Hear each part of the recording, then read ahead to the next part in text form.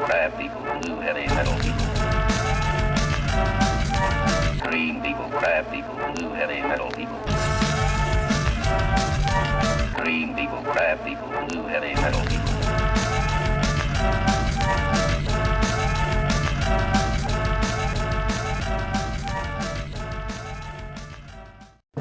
Hey there guys, this is me Malorian, and this is going to be a War Machine Baldur2, and this is going to be game 1 of the King of the North tournament. Now, when I woke up, I had this premonition.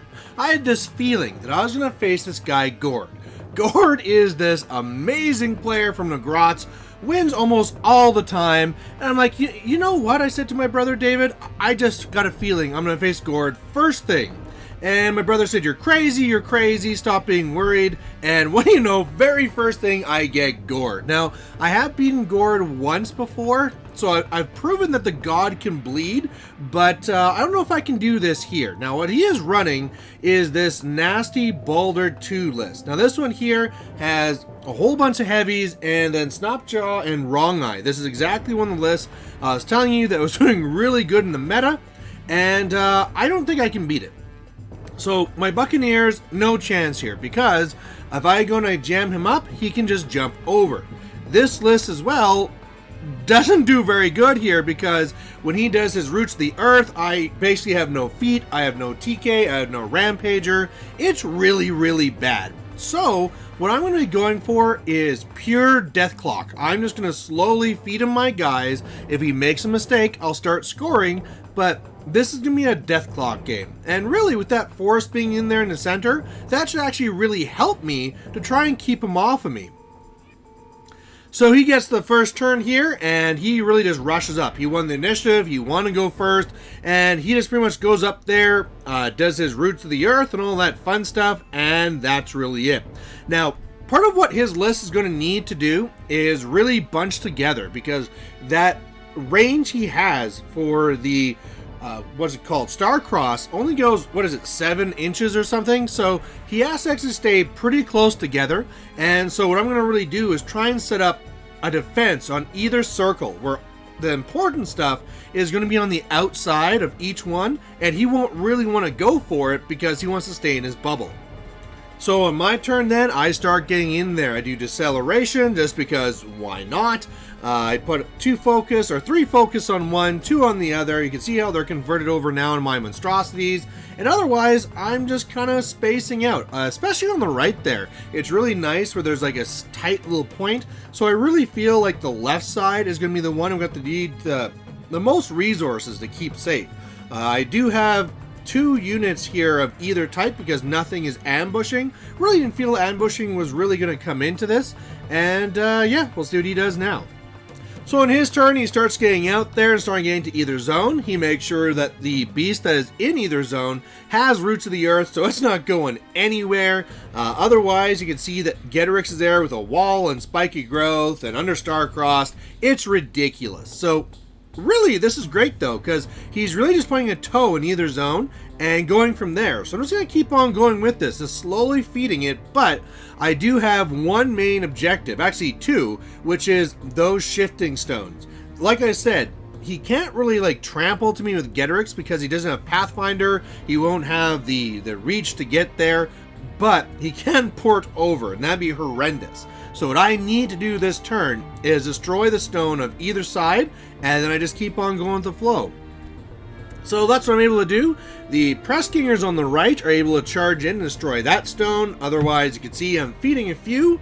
On the left side here, it's a lot harder to get to because the Animus is up on Megalith, so all that stuff is rough terrain. So what I actually need to do is Wrecker number 1 comes over, and I actually arc through and destroy the stone that way. Now, Wrecker 1 is a little bit close. If you want to, the Feral could get to me. I don't really feel he would want to do that. He might feel like he's overstretching. You know, one of the biggest things I have to me is that I can Adrenal Flood these Slavers and really do some really good damage, but you know, I don't really feel he'll go for it. If he does, what can I do? I've done my main objective, and I'll see what he does back to me. And what he does do back to me is just keeps on chipping away. It's interesting what he does here on the left, where he has the Animus up again and puts down the wall so that I really just can't get to him. And the funny thing is I don't want to get to him. I've now taken away a stone from either side. I just need to play my game. So that's what I do. You can see here that I am now blocking him up with minimal resources. Meanwhile, a lot of my forces are staying back, and I'm also having a wrecker as a threat on either side saying, hey, if you push too hard and get away from that star-crossed, I can smash you. It's kind of like this little standoff, and meanwhile, I'm just trying to pick away at that clock. So on his turn, he just slowly keeps on killing the stuff just in front of him, puts a wall up, all the usual defensive tech, but the models on the left do not have Roots of the Earth up. So I'm starting to wonder if I can actually score some points. One, I could actually now use my feet and try and move his stuff out of the zones. And two, I could also like rampage him. I could do all this stuff. And I start actually wondering, that Warp Wolf on the left, I might be able to kill. If I move him around, kill him with my Wrecker, Megalith can only do so much work. So, whereas I can really slow him down on the right side, on the left side, if he just has Megalith, yeah, I'm laughing. So, I'm kind of wondering if now's the time to go for it.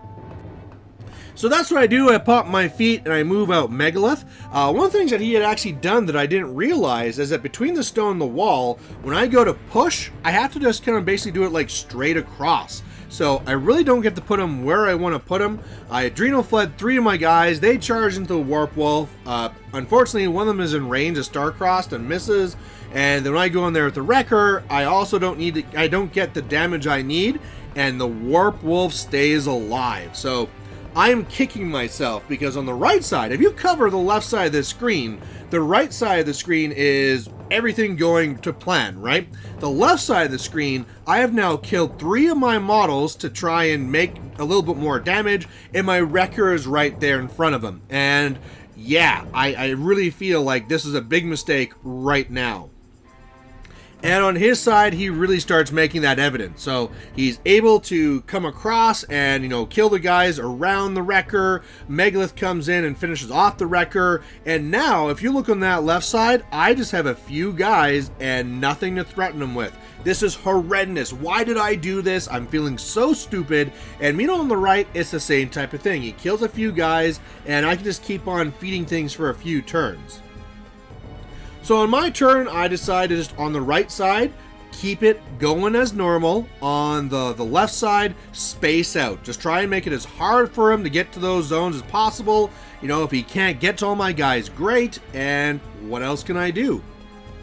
Unfortunately, he does have a great way of doing this. I was not keeping in mind just how fast the Feral Warp Wolf is, and so he's able to trample over here, kill all the guys in the edge here. Megalith also tramples, and all I needed was 1 tough along the way, and I'd be fine. And finally, I failed them all, but this last guy here at the very end, Toughs, stopping him from dominating the zone. But it's very clear that this is going downhill extremely quickly now. So otherwise, his turn ends like this, where he's killing off a few more guys. One thing he did do though, is that Gedrix got himself into the forest and doesn't have Roots of the Earth up. So what I'm actually going to try and do is go and Rampager Gedrix into Wrong Eye, and if I can kill him and Snapjaw go away. So that'd be awesome. But as awesome as that might be, on the left side, this is horrendous. I can try and contest this and all that cool stuff, but yeah. It's not going to be good. So that's what I do. I go over my Rampager Gedrix, and unfortunately, I miss. So, you got Gedrix, who's like Mat 8 and awesome and all this stuff, but I miss the attack. So what are you going to do?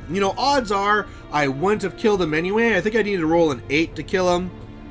Then he is tough. But hey, this was a nice way of kind of like, getting to that Wrong Eye that I can't normally get at.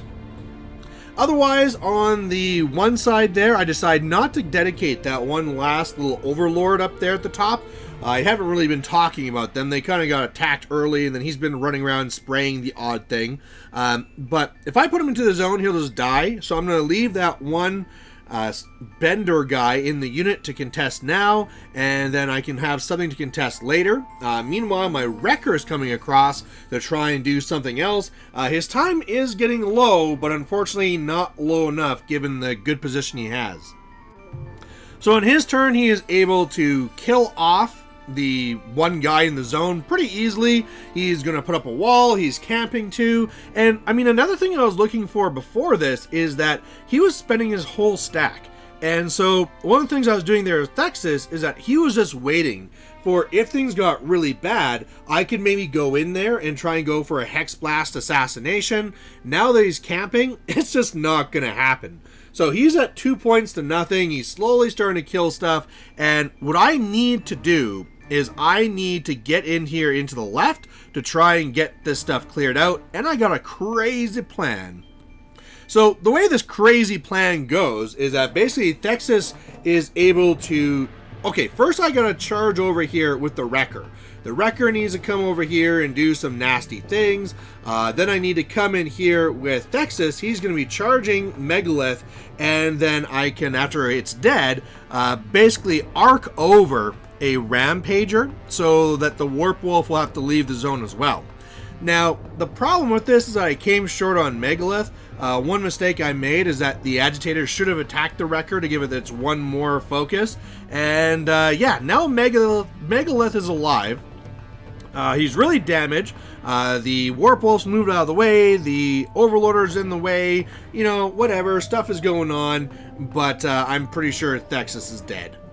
And yeah, it doesn't take too long. He was talking about different ways he could do it, but basically, Megalith just regenerates to go and get back his aspects, and then punchy, down goes Thexus. So, you know what, guys? It is really kind of disappointing that this early in the tournament, I already have a loss. No shame, because it is up against Gord, a guy who probably would have beaten me anyway, no matter what round it was. Although I really do feel that this was a really good plan. My plan going into this was a solid one, but then I left the plan. I was like, okay, let's go for Death Clock. Let's get that Warp Wolf. And it was really stupid. I really do wonder. I believe I got him down to like 6 minutes or something like that, maybe 8 minutes. So he was really low on the clock, and you know, there is always the question if maybe if he saw his clock he would have gone a little bit harder, but now we'll never know. So next time we face, I'll make sure to stick to my plan. Otherwise, guys, thanks for watching. We got 4 more battle reports coming from this tournament, and we'll catch you with the next one. Bye. Hey there, if you liked watching this video, please go down and give it a like down below you here. And if you have any concerns or questions or comments, please put those in the comment section as well. You know, the best way for me to give you what you want to see is if you tell me what you like seeing and what you don't like seeing. So otherwise, thanks for watching, and we'll catch you later.